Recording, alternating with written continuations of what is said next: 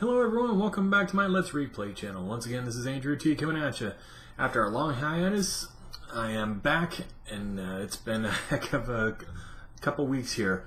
I originally took some time off because I wanted to beat Pillars of Eternity, and then I had some issues with my audio and my video when I tried to update my Elgato software, but unfortunately that new software does not work very well unless you have Windows 10, so it would not record the game audio and my mic audio at the same time.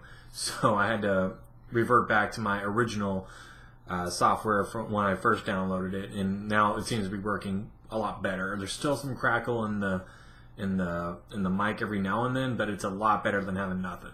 So anyway, I'm back, and let's do our vlog review. As always, we'll start with the first one I played, which was Streets of Rogue, and then the second one was Jagged Alliance 2.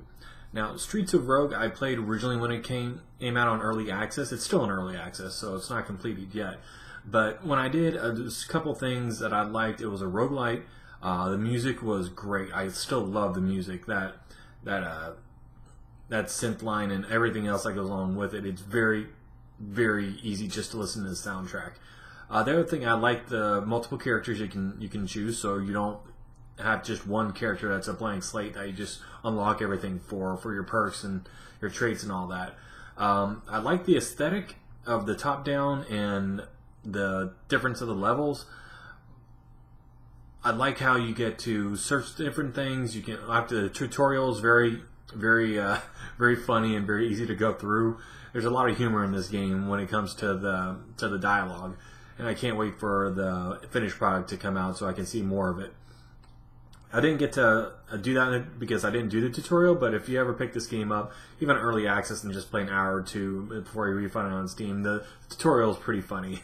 It's worth a couple bucks just to play that. The other thing is, though, from a difference from the last time I played and when I played just today for the video, is that the enemies seem to be a lot harder when it comes to how much punch they pack, because I died really fast when I got into a real firefight when I didn't have the drop on someone. Whenever I had two guys, I died really quick, and I had all my health and some armor as well from the soldiers. So it reminded me of Hotline Miami, where you die almost pretty much instantly from one hit in that game. But it is kind of similar to that in that you have the better chance of sneaking up on someone rather than them seeing you at the same time and then shooting at you in the same time. Even though you have armor and health in this game, this last time I played it, it seems that they tweaked that a bit so that the attacks from the enemies are a lot harder than before. So, not sure that's a good thing or a bad thing. Like I said, I only played through it once. I haven't played it again since the video. I still have it downloaded, though, and I might play it a little bit more just because it's only like, I think, 286 megabyte download, so it takes up no space on my PC. Anyway, those were some of the good things, some of the bad. Overall, I enjoyed it, but the only problem is there's so little of it right now, and it is very repetitious when, even with the missions. Some of the unlocks are pretty cool, though. I did unlock the gorilla last time, which is now a playable character. And like I said, all the characters on there you can unlock and play, but they have to, I believe, make additional changes and additions to the game before I would play it again. Until it's a full product, I don't think I'll come back to it after today, after I play through it a couple more times, just because it's missing so much, and you know the kind of stuff they want to put in. It'd almost be a disservice to play it now in its unfinished state and not give it its full release score. But just from the first impressions and replay of what I did before, if I had to score right now, I give it a 6 out of 10. Just because it's a nice, very simple game. The gameplay is good. The controls are solid. The humor is great. The music is awesome. And I enjoyed it. That's the most important thing. I enjoyed playing it. But the reason it doesn't get a 7 is because the flaws are still there. It is early access, and I can't honestly say anything 7 and above I think is at least a good to buy or a must buy on my review system here. So it's not quite there, but if you like it and you kind of like the way the game plays and you're interested with the little bit I showed you, a 6 is good enough to pique your interest in if you really want to pick it up, even though it is an early access. or to give these guys some money and time to finish the final product. Anyway, so after that, we'll go on to one of my favorite all-time games, Jagged Alliance 2. It's not aged as well as some of the other favorites I have. Even Baldur's Gate aged, I think, pretty better than this game. This game was pretty much for players that played XCOM but didn't want the stress of it. You can cheese this game really easy when it comes to the gameplay. The only downside is it takes forever. You can play this game for hours and hours and hours and hours and hours and have hardly any progress. And then after you get further in the game, even if you have it on the easiest difficulty, your progress can be taken away like that. Because I explained most of the gameplay mechanics as I could in the 15-minute video, but when it comes down to is this. From the beginning of the game, you have to pretty much cheese it and just sneak everywhere, crouch, and get the best marksmen you can to kill all the enemies in the map until you can go on to the next map. The only problem with that is that in the beginning of the game, all your characters suck. And in the ones that don't suck, even if they're some of the least expensive in the game, they're going to cost you a ton that first week. So you have to, one, be able to go through the map really fast and unlock mines and workers and train militia to protect those mines, because the computer will try to take them back after a while. So you can't just sit there on your hands, and you have to pay these people every week. So there is a learning curve to it, but once you play it as much as I have, or you kind of understand the mechanics behind it, it is pretty easy to get into, especially with the personalities of the mercenaries. Like you saw a little bit in the video, what was his name? Ivan Dolvich and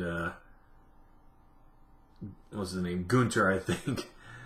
Or the Arnold Schwarzenegger. He doesn't like working with us. He's like, hey, I'll do my contract, but if we're on the same team, one of us has to go. So that's a really good mechanic of this game, and not a whole lot of games do that these days, where mostly it's a mercenaries game, so you're not all on the same military unit, or just are following orders and you have to. Even XCOM doesn't do that, where they have personality conflicts. It's just like, no, you're this class or that class, and you go through it. Even with the new ones, this one, personality conflicts matter, and money and everything you're kind of doing on the overview from your laptop matters as well. So it has this strategy, plus almost, it's not base building, but it's almost a Sim City or Civilization type of game on the overview, trying to balance your money, the mercenaries, their health, and you get shot a lot in this game. Even if you try to go perfect every run,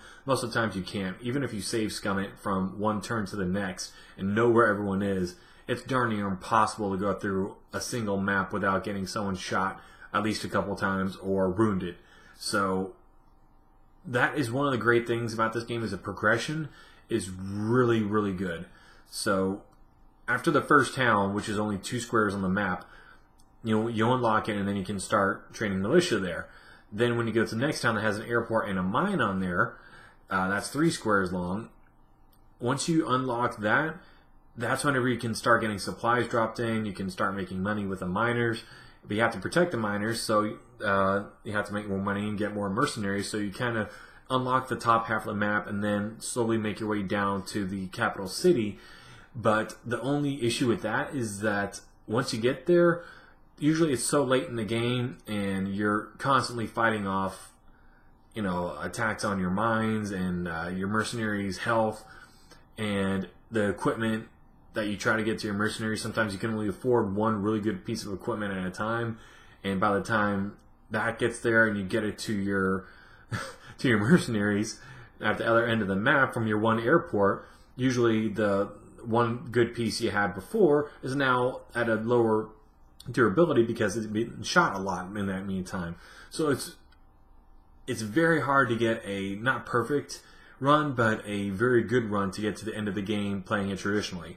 There are YouTube videos out there of people that have cheesed it from, like, I think 3 days to beat the whole thing just because they knew exactly how to kill the last boss or last character there that you need to in order to win the game. But I remember when I played through this, second time I downloaded it when it first came available, I got to the very last town and just got annihilated. Just because there are tanks, you have to have anti-tank rounds, and those things take up a ton of space and weight, and you can only carry like 1, maybe 2 per person.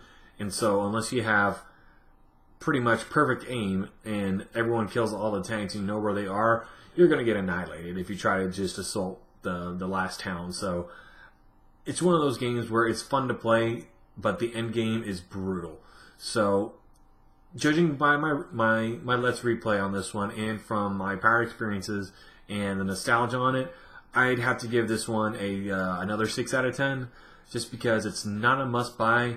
The amount of time it takes for every turn is just unbearable now. It's good for nostalgia if you played it before. I definitely recommend picking up on sale for a couple bucks. But it's not average. It's slightly above average still to this day. But if you have a mod out there that speeds up your characters or your turns and the bullets that you fire, you saw how long it takes the bullets to actually travel and have to wait till it hits something.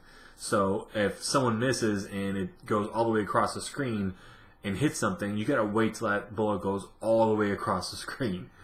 So, like I said, I still like the game. It's just too slow for this day and age, where you need to kind of, especially with games like this where it's strategy and it's turn-based and everything takes forever from your walking to the bullets firing to everything. It's not a must-buy. It's a better than average game. Still holds up to this day, but you need a ton of time or at least a couple mods to improve the speed.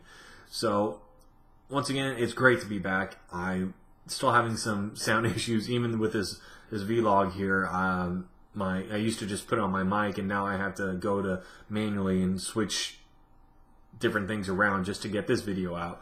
So I'm still getting used to it, but I think right now I'm really enjoying coming back, and we'll try to get some more games next week. Until y'all have a happy new year, stay safe. What a great day for a replay. Y'all have a good one.